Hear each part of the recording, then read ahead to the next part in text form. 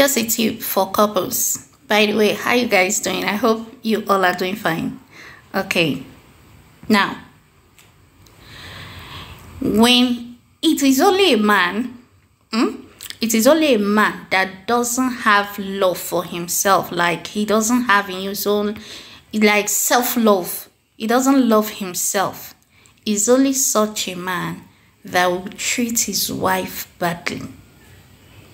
A man that doesn't have self-love, like he doesn't love himself, he has no care for himself. It is only such a man that will treat his wife like a rag, treat his wife like she's nobody. You understand? And it is only a woman that equally does not have love for herself, like she doesn't care about her own self. She has nothing like having this mindset of her self-well-being, that we equally treat her husband as a nobody or treat him anyhow.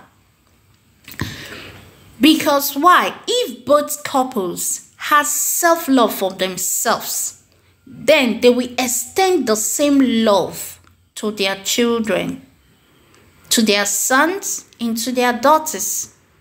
So sometimes when I see some women that says, I have this endless love for my children, I can't die for my children, I can't die because of my children, and yet treat their husband anyhow, treat their wives anyhow as a man, or treat, treat their partners anyhow.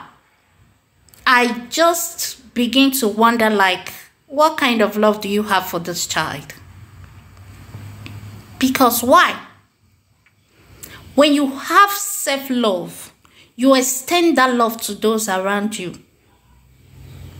That's when you begin to have this consciousness and spirit of carefulness of what you do to people, of what you do to others. You say you are a man. You care so much about your daughters, your children. You love them so much. Yet you are treating your wife anyhow, forgetting that you're sowing a seed that your children will equally reap from. You're saying you're a woman that loves your children. You are treating your husband anyhow, forgetting that you have sons that will equally get married tomorrow, and you think their wife will treat them well when you have sown your own seed. So let's be careful.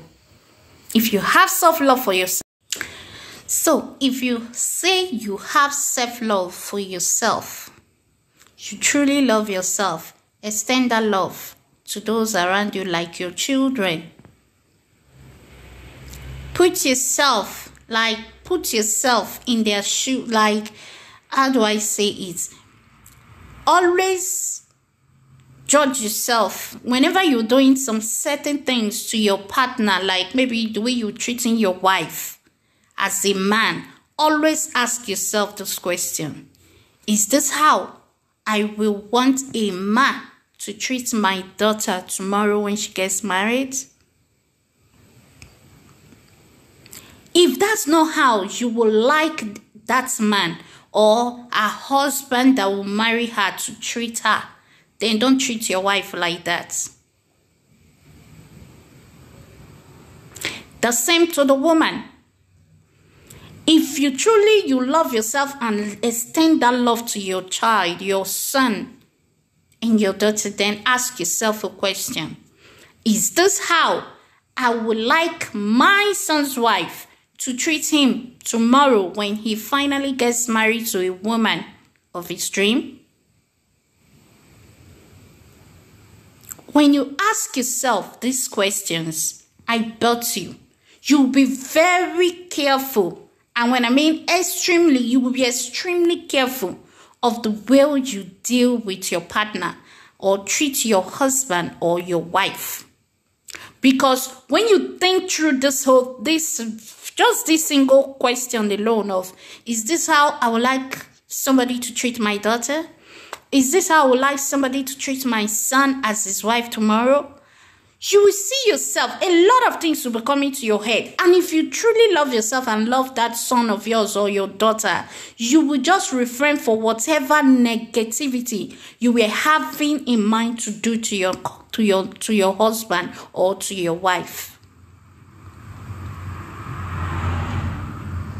But because a lot of fathers, they don't love themselves, or husbands, they don't have that self-love and care for themselves.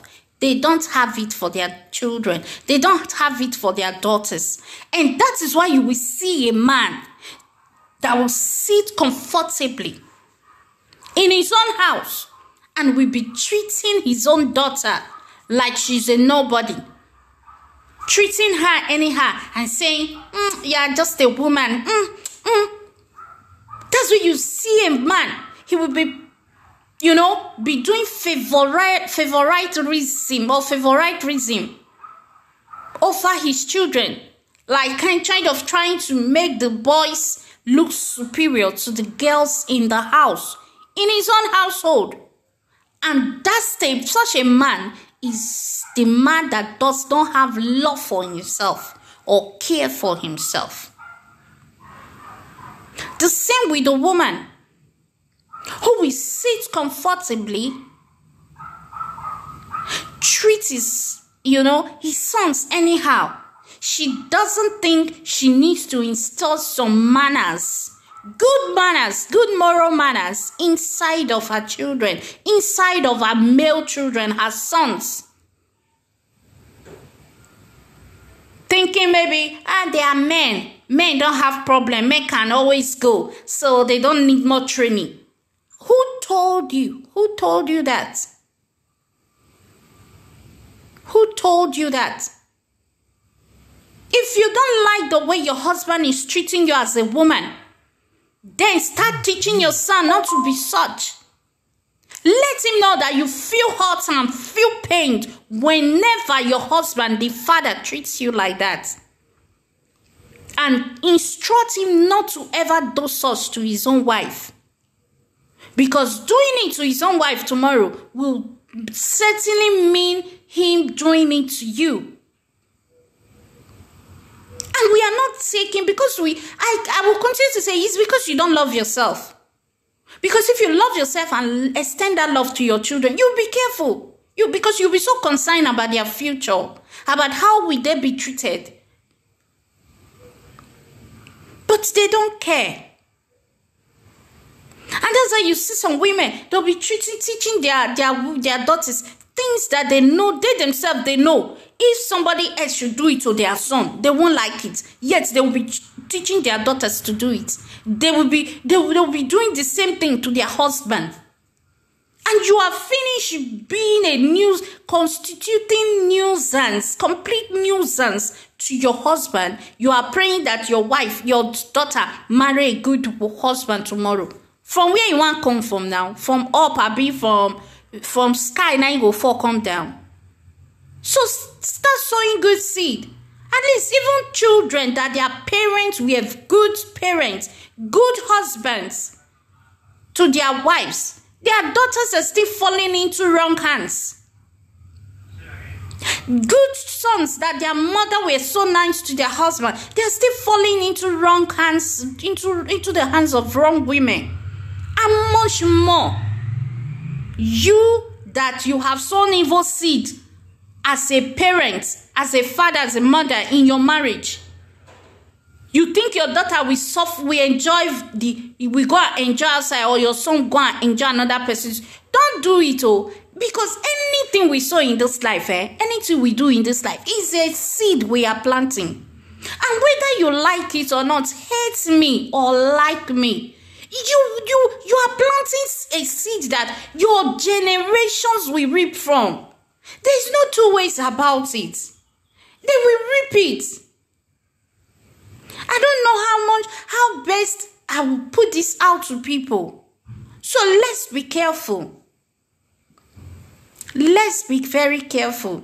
You say, I've done it now. God will forgive me. Who told you that if God forgave you or God forgives you today, the consequences of your actions will not come back? Let me tell you, when God forgives your sin, he forgives your sin, yes. But you see the consequences of that action.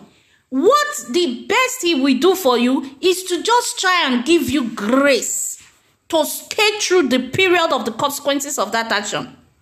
In case you don't know, let me remind you of a man that was a man after God's own heart. When you talk of love, God loved this man madly. When you talk of, he doesn't play with this man like the man, the apple of his eyes. David was such a man to God. David was such a man. And when David did all he thought he could do, thinking because maybe he's a king or whatever, God forgave him.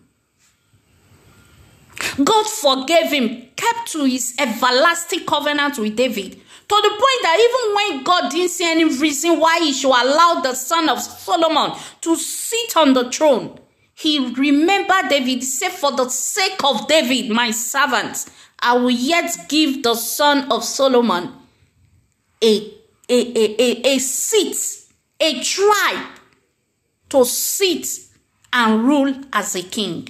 Not for the sake of Solomon, but for the sake of David. To tell you how much he loves David. To still tell you how much he loves David. He made sure that his own son, Jesus Christ, the Savior of the world, came out of the lineage of David. That's to tell you how much God treasures David. But yet, you see the consequences of David's sins that God has forgiven him. He made sure David suffered it. And that was the same way he told David, say, you see this sword, you see sword will never depart from your generations. Because of this thing you did to Bathsheba and the husband, Uriah. You took his wife, it was not enough, you killed him. Thinking nobody can question you, that you might be right because you're a king. But I am God that made you the king of my people. You will pay for it. And the consequences started while he was still alive. You see how he tried so much to save his sons so they can sit on the throne. God was so much like, hey son, my servant David, that's not possible. Don't worry. I love you. I've got you here. I've got you covered. But you see, the consequences of your action, it will play, my dear. I will only give you the grace. And he gave David the grace. Who tormented the life of David? His own sons. First, he started with the first son. What's his name again? The first son. Ammon. When Ammon was done and gone, Ammon dealt with his own daughter. When Ammon was done and gone, Absalom continued for where Ammon stopped.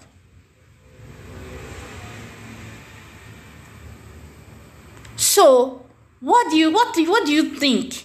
You son will do the thing to say, I'll go and pray for forgiveness. God will forgive and I'll be praying for mercy for my children. God will forgive, but you see the consequences of that action. You will pay. And when it is time for you to be paying, it will only give you grace to skate through. The grace and ability to remain focused on him and be continually stay there humble. So help yourself. Save the future of your children if truly you love them like you claim, as a man and as a wife. This is my little advice for you couples, for us couples, including me and my own husband. I'm not exempted. That's why I try my best and I will continue to try my best like God. I don't want to be the reason my children go and suffer for what they didn't know, what they didn't do, what they know not. Because it's easier said than done. So I'm trying to tell you so that when you say it, my children, they won't suffer for my sin. No, brother, just try and make sure say you not commit that sin at all. Yeah, because what goes around comes around there. Nothing they go up when they come down. No seed when they plant, when they grow. As far everything they nurture and go grow well. And it go come grow, it go bear plenty fruit of his kind. Be careful, oh. Please. I love you all. Please. See you on my next video. Bye.